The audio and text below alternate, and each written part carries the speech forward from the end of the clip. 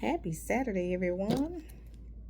Today, this is the day that the Lord has made. Let us be glad and rejoice in it. Today is Proverbs Wisdom Challenge Day 24. Lord, thank you for today. So we'll be going over chapter 24. It is 34 scriptures. Okay. Be not envious against evil men, neither desire to be with them. For their heart studieth destruction, and their lips talk mischief. Through wisdom is a house built, and by understanding it is established. Okay?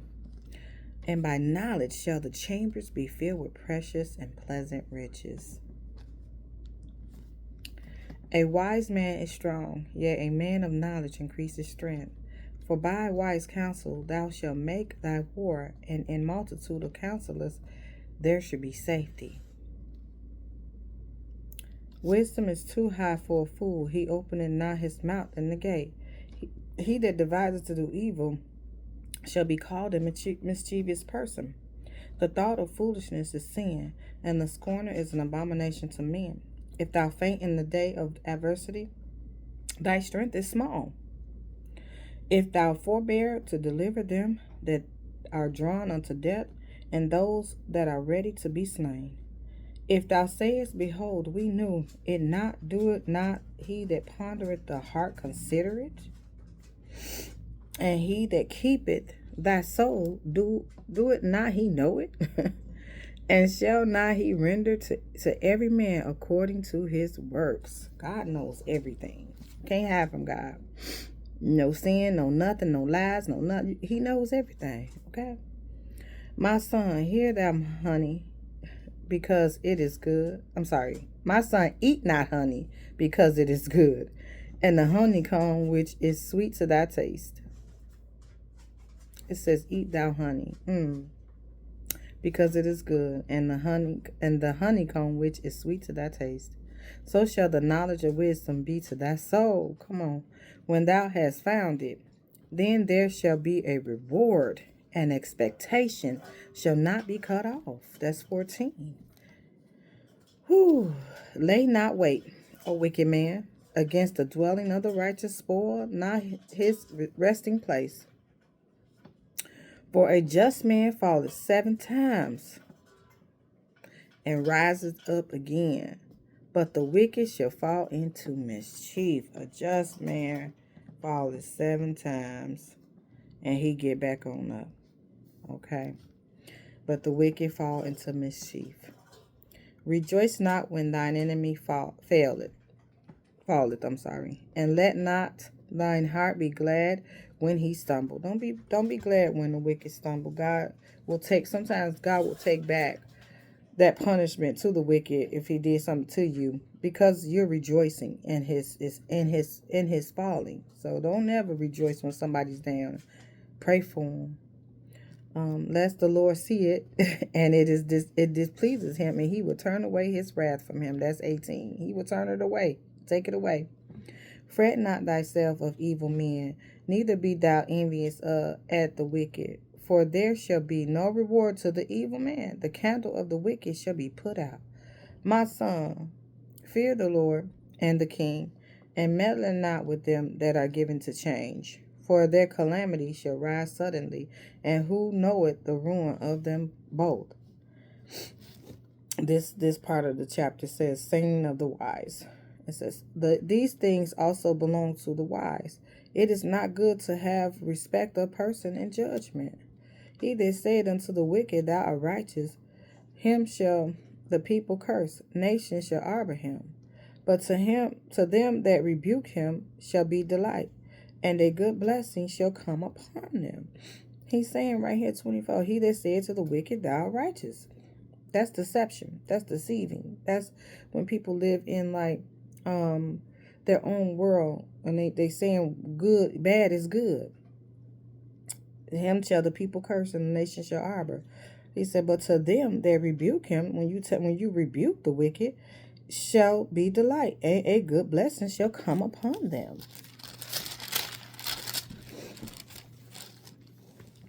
The truth. Every man shall kiss his lips that giveth a right answer. Prepare thy work without, and make it fit for thyself in the field, and afterwards build thine house. Be not a witness against thy neighbor without cause, and deceive not with thy lips. Say not, I will do so to him as he has done to me. God don't want you doing that.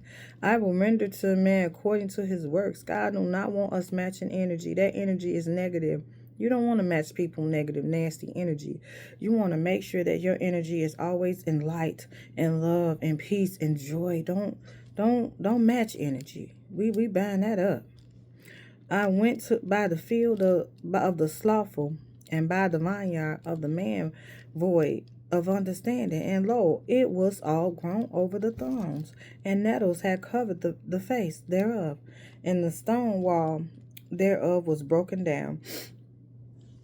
Then I saw and considered it well. I looked upon it and received instruction. Yet a little sleep, a little slumber, a little folding of the hands to sleep. So shall thy poverty come as one that travaileth, and thy want as an armed man. Okay, that is 24. It's a lot going on in 24, but I can't go over it all. I wish I could. But I circled all up some stuff up in here. But I just want to go over pleasant riches. It says, which one was that? So it was saying, don't like, it says, and by knowledge shall the chambers be filled with all precious and pleasant riches. So when I was thinking about like what pleasant riches was and things like that, you can have a home. You can buy a brand new house. You can fill it up with all kind of stuff, all kind of goodies, good furniture, nice stove, refrigerated kitchen, decked out, all this new flooring and all this, that, or the other. And it still can be empty. It could be clean. It could be just furnished perfect. But it could still be empty. Because without God filling your house, and without God giving it the love, joy, and peace that comes from Him, it's going to be empty. A lot of people put so much, they make their homes their idol. And you wouldn't even know nobody lived in the house. Because, when things would break, they would feel some type of a way. Oh, God do not want us coveting our homes. He doesn't want us. He said, be content with food and raiment. When you have a home, be thankful. Be glad that God gave you that home. Don't idle and worship it. That you can't get like a hole in the wall or a glass broken. Those things are replaceable. You could get those fixed again. He dealt with me on that as far as a home.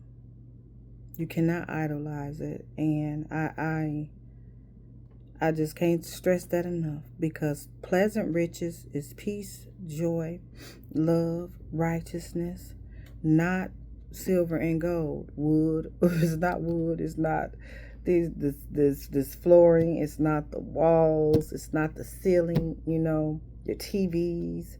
It's not that. Those are things that you can't take with you. So that was 4. It says, by knowledge shall the chambers be filled with all precious and pleasant riches. And then 7 stood out to me. It says, wisdom is too high for a fool. Wisdom is too high for a fool because he won't receive it. He's rebellious and stubborn against wisdom because he wants to be in his folly. Wisdom is too high for a fool. He can't. It's unattainable for someone who rejects it. So that's why it's too high for him, because he don't want it. He doesn't want it. He loves to be in the folly and mischievous and doing things that he wants to.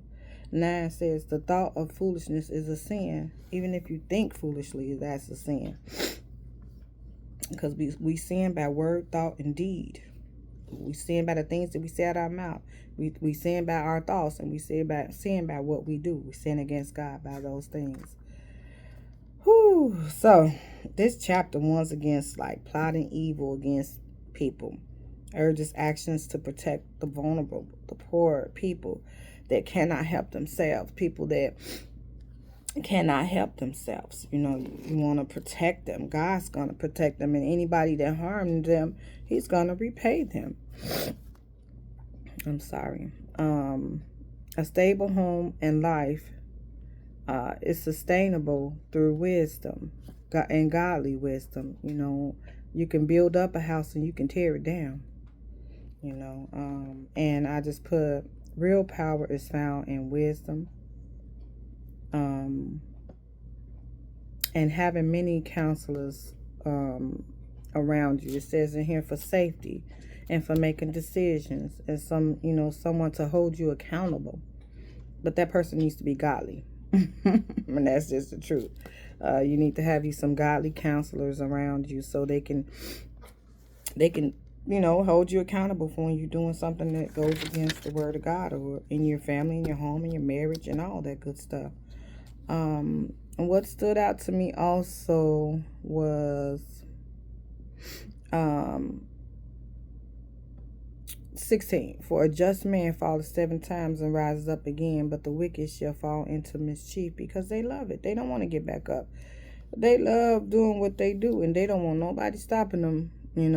It says, rejoice not when thine enemy falleth, and let not thine heart be glad when he stumbleth. So don't be getting happy when God fight for you. and that person, you know that you can thank God. I'd be like, thank you, Lord, for fighting this battle, and I ain't have to do it. I appreciate it, things like that. Lest the Lord see it, and it displeases him when you do that, when you be happy when somebody has fought, even when they hurt you. It say, turn away. And he turned away his wrath from him. He will take his wrath from that person if you rejoice in him, defending you.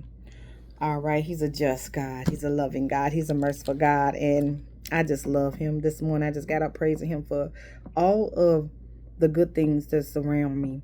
And being able to wake up, being able to open my eyes, being able to see, being able to just breathe, These are truly gifts. These are truly blessings.